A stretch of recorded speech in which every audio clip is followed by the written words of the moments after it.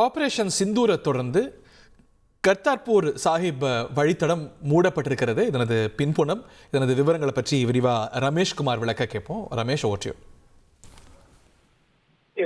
பாகிஸ்தானின் மீது India எடுத்திருக்கக்கூடிய operation Sindoor நடவடிக்கையை தொடர்ந்து கர்த்தார்பூர் சாஹிப் காரிடார் வழித்தடம் என்பது காலவரையின்றி மூடப்படுவதாக அறிவிக்கப்பட்டுள்ளது. இந்த கர்த்தார்பூர் அப்படின்றது பாகிஸ்தான்ல இருக்கக்கூடிய சீக்கியர்களுக்கான புனித தலமாக பார்க்கப்படுகின்றது.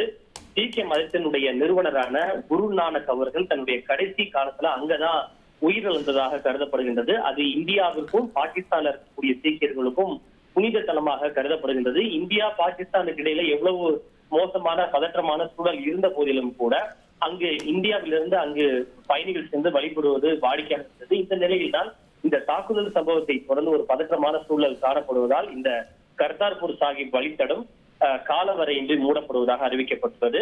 குருநானக்கினுடைய 550வது பிறந்த நாளின் நினைவு கூறும் வகையில கடந்த 2019ஆம் ஆண்டுதான் இந்த கர்த்தார்பூர் சாஹிப் திறக்கப்பட்டது குறிப்பிடத்தக்கது. 2019 தான் ஜம்மு காஷ்மீர்ல புல்வாமா தாக்குதல் நடத்தப்பட்டு ஒரு பதற்றமான சூழல் இருந்தது. அப்போதும் கூட அந்த பதற்றமான சூழலுக்கு இடையில இந்த கர்த்தார்பூர் சாஹிப் வழித்தடம் திறக்கப்பட்ட நிலையில் தற்போது இந்த பதற்றமான சூழலை தொடர்ந்து வழித்தடம் என்பது மூடப்பட்டிருக்கின்றது. இந்த வழித்தடம் என்பது இந்தியாவையும் பாகிஸ்தானையும் இணைக்கக்கூடிய விசா இல்லாத புனித யாத்திரையாக பார்க்கப்படுகின்றது. அங்க போறதுக்கு இந்தியாவை சேர்ந்த சீக்கிய பயணிகளுக்கு விசா எதுவும் தேவையில்லை என்கிற ஏற்பாடு செய்யப்பட்டிருப்பது குறிப்பிடத்தக்கது.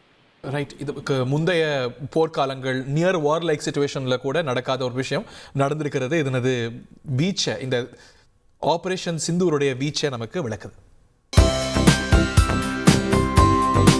தந்தி டிவியை உங்கள் கேபிள் டிவி ஆபரேட்டரிடம் இலவசமாக கேட்டு பெறுங்கள்.